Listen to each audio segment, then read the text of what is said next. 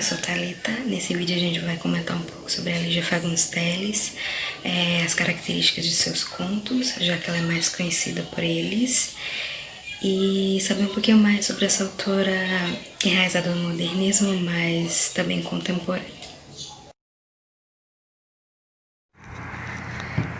Então, para começar a falar sobre Lígia Fagundes Telles, a gente precisa entender que ela é uma autora enraizada no modernismo, embora seus textos tragam características contemporâneas, principalmente seus contos.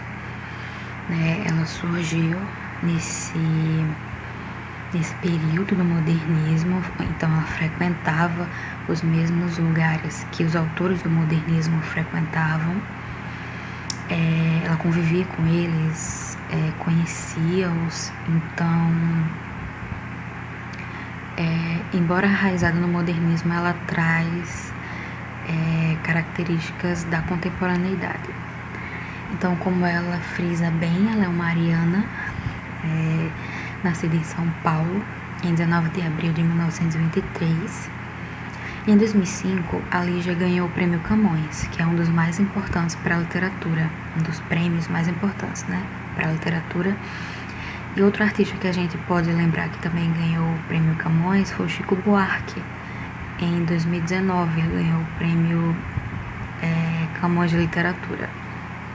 Então, a Lígia é formada em Educação Física e em Direito, e nesse período ela começou a se interessar pela literatura, E a partir disso ela contribuiu para os jornais A Arcádia e A Balança. Enquanto fazia faculdade, a Lígia Fagundes Telles frequentava os mesmos lugares onde os mesmos autores do modernismo frequentavam, como eu já citei. Então ela conheceu o Oswald de Andrade, Mário de Andrade, e como a gente vai ver ao decorrer do vídeo, ela cita um desses poetas em seus escritos. Em 1973, a Lígia publicou seu romance mais conhecido, chamado As Meninas, e ganhou diversos prêmios, dentre eles o Jabuti, que é outro prêmio muito importante para a literatura nacional. Em 1987, ela tomou posse da cadeira número 16 da Academia Brasileira de Letras, a ABL. Então, pelo conjunto da obra, a Lígia ela é extremamente importante para a literatura nacional e merece ser reconhecida, merece ser passada tanto nas escolas como nos clubes literários. Lígia merece muito ser lida. Não é à toa que ela é considerada a dama da literatura brasileira e a maior escritora brasileira viva. Então, nada melhor do que ler seus livros, que são muito, muito bons. Lígia ela é mais conhecida por seus contos. Então, muitos deles, como eu já disse, trazem características contemporâneas. Então, alguns vão tratar sobre subjetivismo, intimismo, intertextualidade e realismo mágico. Então, para a gente entender um pouco melhor, eu trouxe o conto Então Adeus, para a gente ler e analisar. E esse conto está entre a seleção de contos dentro do livro Figuras do Brasil, 80 autores em 80 anos de Folha, da editora Publifolha, da Folha de São Paulo. E esse conto vai contar a história de uma mulher que, a partir do encontro com um padre, ela repensa a sua viagem de volta. Então ela viajou, foi pra Bahia, mas só que ela não é de lá. E ela vai voltar dia seguinte pra onde ela mora, Só que a partir desse encontro ela vai repensar isso. E a gente vai ler e entender. E na verdade não vai entender, a gente vai ver porque talvez ela repense, porque o texto da Lígia contém também elementos de espiritualidade, terror. Eu vou citando ao longo do vídeo mais alguns contos que contêm esses elementos. Então, vamos ler um pouquinho de Lígia Fagundes Telles agora. Então, adeus. Lígia Fagundes Telles. Isto aconteceu na Bahia, numa tarde que eu visitava a mais antiga e arruinada igreja que encontrei por lá, perdida na última rua do último bairro. Aproximou-se de mim um padre velhinho, mas tão velhinho que mais parecia feito de cinza, de teia, de bruma, de sopro do que de carne e osso. Aproximou-se e tocou o meu ombro. Vejo que aprecia essas imagens antigas, sussurrou-me com a sua voz débil e descerrando os lábios murchos num sorriso amável. Tenho na sacristia algumas preciosidades. Quer vê-las? Solícito e trêmulo, foi-me mostrando os pequenos tesouros da sua igreja. Um mural de cores remotas e tênues, como as de um pobre véu esgarçado na distância. Uma Nossa Senhora de mãos carunchadas e grandes olhos cheios de lágrimas. 2 anjos tocheiros que teriam sido esculpidos por Aleijadinho, pois dele tinham a inconfundível marca nos traços dos rostos severos e nobres, de narizes já carcomidos. Mostrou-me todas as raridades, tão velhas e tão gastas quanto ele próprio. Em seguida, desvanecido com o interesse que demonstrei por tudo, acompanhou-me cheio de gratidão até a porta. Volte sempre, pediu-me. Impossível, eu disse. Não moro aqui, mas em todo caso, quem sabe um dia, acrescentei sem nenhuma esperança. E então até logo, ele murmurou, descerrando os lábios num sorriso que me pareceu melancólico como o destroço de um naufrágio. Olhei-o. Sob a luz azulada do crepúsculo, aquela face branca e transparente era de tamanha fragilidade que cheguei a me comover. Até logo? Então adeus, ele deveria ter dito. Eu ia embarcar para o Rio no dia seguinte e não tinha nenhuma ideia de voltar tão cedo à Bahia. E mesmo que voltasse, encontraria ainda de pé aquela igrejinha arruinada que achei por acaso em meio das minhas andanças? E mesmo que desse de novo com ela, encontraria vivo aquele ser tão velhinho que me parecia um antigo morto esquecido de partir? Ouça, leitor, tenho poucas certezas nessa incerta vida, tão poucas que poderia enumerá-las nessa breve linha.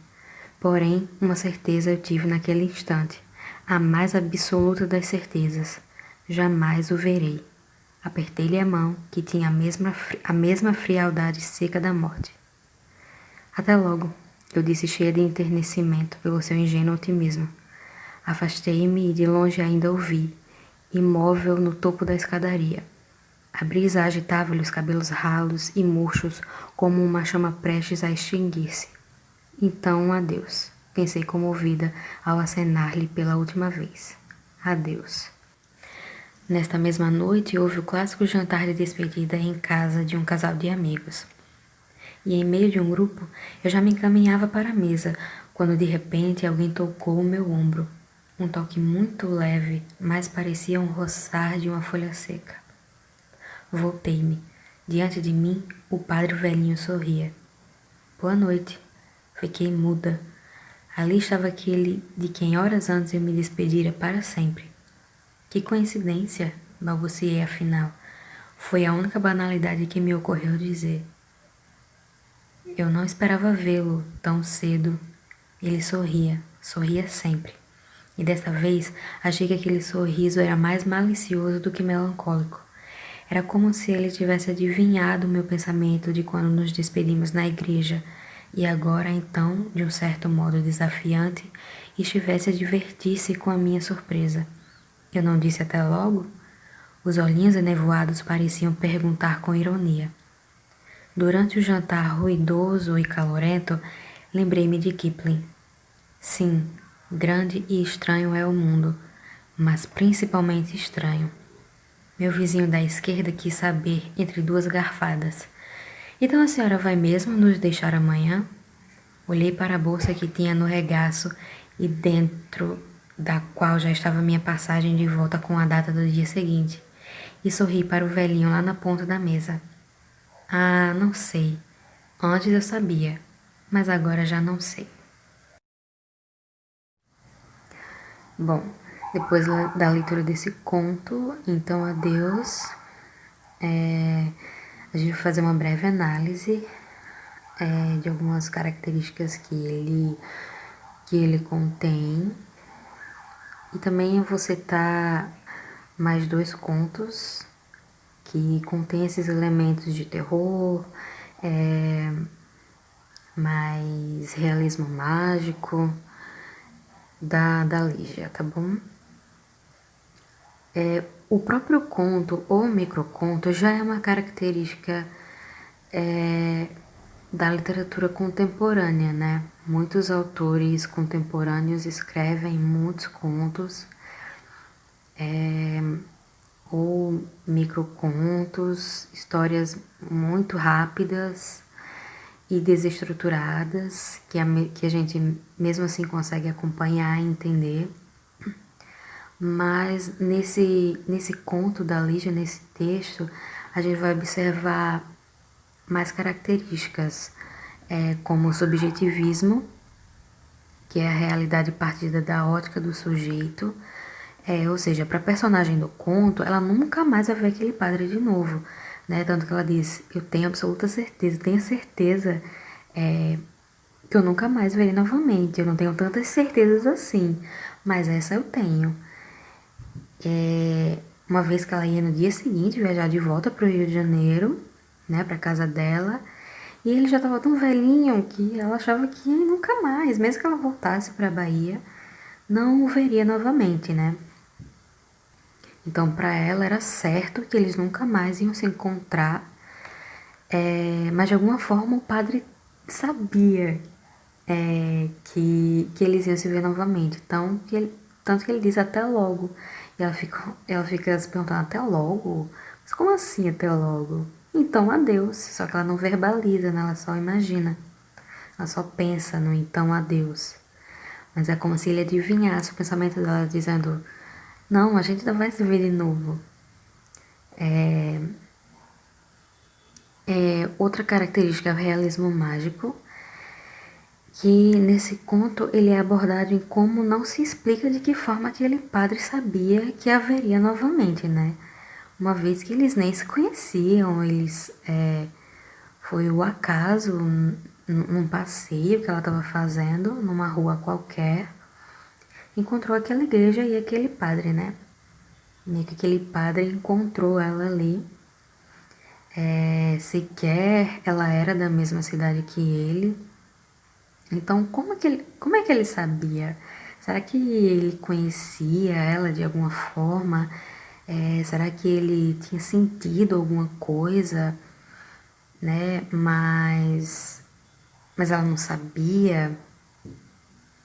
Então, esse elemento de terror, mais ou menos assim, é visto em outros contos da Lígia. Também é bem presente. Também temos a intertextualidade, né? Que nesse conto, então Adeus, ela cita o escritor Rudyard Kipling nessa frase que diz que sim, grande e estranho é o mundo, mas principalmente estranho, mas eu trouxe outra intertextualidade que a gente pode ver no conto O Dedo. Então, em O Dedo, a autora usa da intertextualidade também, talvez uma das maiores características da literatura contemporânea seja a intertextualidade, né, que você citar ou se influenciar por algum outro autor no seu texto, né, a gente viu que ela citou Kipling no Então Adeus, e em O Dedo, que é esse conto que fala de uma mulher que está passeando pela praia e ela simplesmente encontra um dedo saindo assim do mar, e esse dedo tem um anel nele. E a partir disso ela começa a devanear com ela mesma, como se fosse outra. Ela diz que essa outra é sua face lúcida. E começa uma discussão entre as duas, sendo que só é uma, né? Mas ela é a mais eufórica, a personagem é a mais eufórica e a sua outra versão é mais contida. Então, a partir disso, ela diz: o poeta dizia que era 300, 300 e não sei quantos. Eu sou apenas duas, a verdadeira e a outra. A verdadeira ela, a outra é a sua face lúcida, né? Tão calculista que às vezes me aborreço até a náusea. Me deixa em paz, peço, e ela se põe a uma certa distância, me observando e sorrindo. Não nasceu comigo, mas vai morrer comigo, e nem na hora da morte permitirá que eu me descabele aos urros. Não quero morrer, não quero. E esse poeta que a Lígia fala, né, era Oswald de Andrade, no poema Eu Sou 300. Oswald de Andrade, né, que já falei lá do modernismo, que ela conhecia e frequentava os mesmos lugares que ele. Então, ela também usa da intertextualidade nesse texto chamado O Dedo.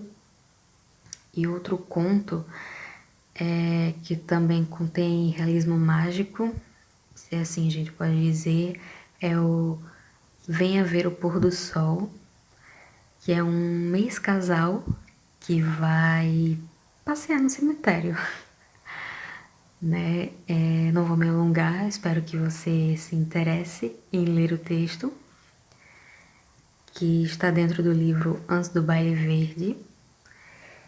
E eles terminaram, mas, né, esse ex-namorado ainda quer vê-la. Então ele chama para fazer uma visita ao cemitério e de lá ver o pôr do sol. Mas se você quiser saber o final, por favor, leia. Bom, e aqui eu me despeço. Muito obrigada se você assistiu até aqui. Eu espero que tenha contribuído de alguma forma esses vídeos. Foi muito bom falar sobre literatura contemporânea, sobre modernismo e principalmente sobre Lígia Fagundes Telles. Falar sobre literatura é sempre maravilhoso, mas ler é muito, muito melhor. Muito obrigada e até a próxima.